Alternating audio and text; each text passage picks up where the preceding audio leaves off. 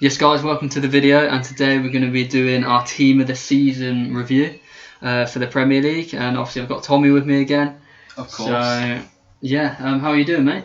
I'm alright, thank you. Luckily with our second attempt without it crashing, the sun has gone down a little bit, so it's a bit in our eyes, but yeah. Notable mention to our players. Yeah. Marco Reus, just random. He sent that to us via post, didn't he? Yeah. He After did. his recent game with Borussia He Dortmund. did sign it, but it's gone off. It's gone out in the wash. And then Ollie Watkins. This was obviously from the Villa store, because obviously Ollie Watkins is a way better player than him, so he won't. We haven't got that reach. And then Paul Pogba. It's just a nice shirt. Just a nice top, really. Nice shirt, a nice cop. Shit player, but nice shirt. Yeah, I mean, I wouldn't say shit, but you know, if you want to call him that, you can, mate. Dead player. Man United fans, baller, get onto him. Dead baller. Get onto him. Right, so we're going to kick off our team of the season with the goalie, and I have gone for Emilio Martinez from Aston Villa. Emi Martinez. So I've gone for Emi Martinez too. Yeah, I mean, you can't really argue that. I know that Edison has kept more clean sheets, but he's been in a better Man City team. Better defence. Emi Martinez has performed way over expected goals against. So yeah, for me, he's just had a solid year. Kept Villa in loads of games, so it's got to go in. Yeah, not much else to say. I agree with all those points. Well, good then. So we move swiftly on to the right back. I've gone for Kyle Walker. Okay, yeah. I mean, for me, it was a toss-up between Walker and João Cancelo. Yeah. So either or. Yeah. So for me, I've gone for Kyle Walker. Yeah. Because he's just ended the season really strong. I know he had a little spell when he was out, but moved João Cancelo out to the left, put him in there. City were far better. And then moving on to the third centre half. Yeah, I mean, in my team, I've gone for a little theme. Obviously, there's a fair amount of City players in there, but they've all had a quality season, all their players, to be fair. But I've gone for Ruben Diaz and John Stones as my centre-backs, because together they've been solid, best defensive record in the league. Can't really argue with that. Yeah, I mean, that's fair enough. Obviously, I've gone for Ruben Diaz. He's been in literally every team of the season that I've seen, literally everywhere at the moment. So yeah, 100% Ruben Diaz got to be in there for me. Yeah. Harry Maguire was my second pick, just because of the amount of minutes he's played in that Man United team. He's led the team well. He's gotten second in the league fairly comfortably. Slabhead has had a good season. For me, I think Slabhead does get slated, but good player, end of the day. And he's for me, he just made less errors than John Stones has. Yeah. Because an example of an error that John Stones has made, obviously, is this one against Villa. Yeah, exactly. And I just haven't really seen Maguire been costing too many goals. No, that's fair enough. Both have had good seasons, so. If you want to move on to your left back, mate. I've gone for any controversy here? Matt Target. No, I'm joking. Not this again. Not doing that again. Luke Shaw. Luke Shaw, yeah, solid shout. I would have to agree with you on that one. I just think he's had his best season at Man United to date, and he'll probably only get better next year, to be honest. Yeah, good season. Yeah, really good. So 3 centre mids. Well, yeah, two centre mids, one cam. Yeah. So I'll kick it off with my 2 CDMs. Some people might agree with this, some might not, but personally I think he's had a really good season, and also last season as well, he was good towards the end. Thomas Souček, because obviously West Ham have had a really good season, and it wouldn't have been as good without him, I think. Yeah, I mean, that's fair enough, mate. Like, he has had a very good year. Obviously, he's tailed off a bit as expected at the end of this season, but then again, so have West Ham on a whole. Mm-hmm. But yeah, I mean, for the money he cost him, really good signing. Yeah. The recruitment was really good. Scored some summer. important goals as well. So yeah. For me, he's got to be in there. Yeah, that's a solid shout. I mean, for me, I've gone with N'Golo Kante. for me, N'Golo Kante's just been insane. Yeah, he's had a very good year, to be fair. Yeah, so especially the second half of the season, there's just been no other better CDM in the world for me than him. Yeah. I just think he's been incredible. So yeah, for me, Kante's got to go in there. At what's the word I'm looking for? At CDM. No. At Thomas Souček's discretion. Oh, I don't know the word I'm looking for. You're asking guys. Someone with an A-level English. You should know, mate. No, I've got an A-level in English. Yeah, so I don't know. Oh well, that's a shame. But anyway, that's pretty. You know what I mean? Bad for me. Kante in for Souček. Got to happen, in my opinion. No, I know the word you're thinking of. At Souček's discretion. Is that it? Let us know in the comments what the word is. Definitely being wrong in here, mate. Anyway, moving swiftly on from that to our second centre midfielder. I've gone with Ilkay Gundogan because he's picked up 12 goals, 1 assist. For me, controversial or not, he's gone in for De Bruyne for me because Gundogan's played 26 games, 12 goals, 1 assist. De Bruyne 24 games, 5 goals, 11 assists. But I just think for a centre midfielder, that's incredible from Gundogan, to be honest. Yeah. So I think this is his year, and he goes in there for me. Yeah, same points as what you just said. I've gone for Gundogan. Oh, nice, yeah. Because obviously he had a really good, solid start to the season. I mean, he's continued it throughout. Like, he's been solid defensively as well, and just helped carry the team to a Premier League trophy. Yeah, no, that's fair enough, mate. Because I think the biggest difference I've noticed there with him is when they have him in the team, Man City, they do look better on a whole. Just transition on the going ball, forward as well. Yeah, everything. Pulling strings. Yeah. Right, if we want to go on to our centre attacking midfielder. So I've been a bit of a naughty boy here, bit controversial. Oh. I've gone for KDB. So no Bruno for you? No Bruno Fernandes for me. No Bruno Fernandes for you? No. Yeesh. I know he scored a lot of goals from the spot, but for me he has to be in there. Just his goal volume, assist volume, level of play, being too good not to be in team of the season this year. Multiple Player of the Month awards. He just had an incredible year. For me, he has to go in. Yeah. How can you pick De Bruyne over Bruno then? Because explain to the camera why you have picked such a choice. Because De Bruyne is probably one of the best players in the world, and I mean that's obviously doesn't matter because it's the season, not the world. But I think when he's played this season, he's had better performances than Bruno. Obviously, Bruno does the odd good pass, blah blah blah. But going forward, odd good pass, 20 goals. You can probably tell I'm not a fan of Bruno. He's just annoying. He's a little rat. But going forward, you would have triggered about a million Man United fans with that. For me, mate, they all live in London, so anyway.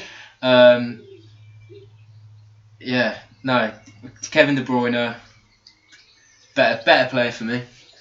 And we'll go on to arguing about two good players later on in the video. But one more point. Stay tuned. One more point that I've got for Bruno over KDB is the fact he just played far more games, so therefore that is a big entry criteria. That is fair enough. Criterion you have to meet. You could say that for one of my other players as well, which we'll go on to now actually. Yeah. If we want to start on the right wing. Okay. Yeah. Right wing. Phil Foden. Interesting. Arguably, you could say he's a cam as well, but I've had to put him right wing because he's obviously one of the best young talents in the world, and this season he's just come out of the traps. He's just been unreal. I'll explain to you in about 60 seconds to the camera and you why Mo Salah should be in team of the season over Phil Foden. So Mo Salah played 33 games. Just a few more than Foden, having played 26. Mo Salah scored 20 goals, 4 assists. Phil Foden, on the other hand, 7 goals, 5 assists. I know Foden has had, a bit of a revelation this year, but for me, Salah scoring 20 goals and not to put him in team of the season. It's criminal. Any thoughts on that, mate? Well, you've got to look at Liverpool this season. They've been awful to watch. Not awful, but not great. It's a team of the season made up of the best players. I know. Like you could say Emi Martinez shouldn't be in there because Villa haven't been doing well, but that doesn't matter. But for me, Phil Foden, he's just had one of the most standout seasons by a player that I've ever seen. For a young player. For his age, remember, yes, he's 20 years old and he's scoring goals in Champions League semi-finals. I know, but you can't put Foden in a team when he has, 13 goals less than Salah. You got to give him a chance. Yeah. Maybe long term, give him 2 years, he might be hitting the same goals. But right now, Salah's better. Yeah, but they're different sorts of players. They are. It's very true. And I love watching Foden play, but I think Salah banging 20 goals, 4 assists. People I'm seeing Salah as having a bad year just because of what he's done in previous years. And he's been hitting like 30 goals in the Prem. What would you say if I put Foden in Cam instead of De Bruyne? And put Salah on the right wing, or Mahrez? De Bruyne or Foden? I keep saying City players, but literally every position in their team has just been. De Bruyne or Foden's a toss-up for me. Yeah. Because De Bruyne's. If De Bruyne had played more games, obviously it would be De Bruyne. But Foden has just equalled out with the amount of games he's played, like more than De Bruyne. Yeah. That didn't make any sense. I mean, there is a bit of controversy there, no matter what. So if we want to move on to our left wing, this will no doubt cause more. Wait. Leave in the comments Phil Foden or Mo Salah on the right wing. Probably all of these people will be Liverpool fans because I've never met a Man City fan. Well, I have, but he's not a Man City fan anymore. So yeah, left wing. Who have you gone for? You want to know mine first, yeah? Bottle job. Right. Heung-min Son, with 34 games, 17 goals, 10 assists, for me has to go in there. Clinical in front of goal. Anytime he gets the ball out of his feet, either foot, far corner, near post, in the back of the net nearly every time he shoots. And he's only been taking about 2 shots per game. So that just shows how clinical he's been as well. So yeah, I mean, season. For me, he's just been incredible this year. And I mean, if you compare him to the likes of Rashford, so he's got 35 games, 10 goals, 9 assists. It's just far superior to Rashford, in my opinion. I mean, a far worse team. You're basing it on numbers, which is fair enough. A lot of mine isn't on numbers. It's just on overall performance that I've seen them play in the season. Hang on a sec. So yours is off hype rather than facts.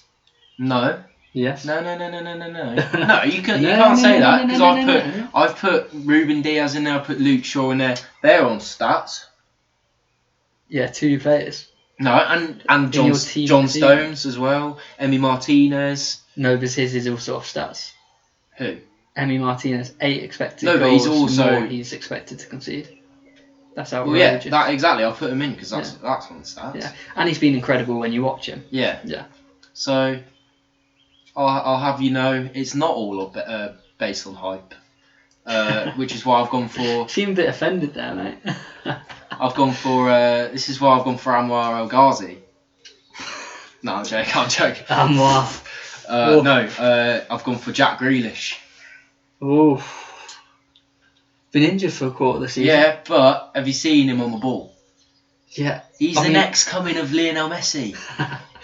Next coming of Lionel Messi. With the right foot. With a right foot. Now, to be fair, he's going to be better. Let's know what you think of that one. He's good, but I don't know if he's that good. Again, his stats have been good, though.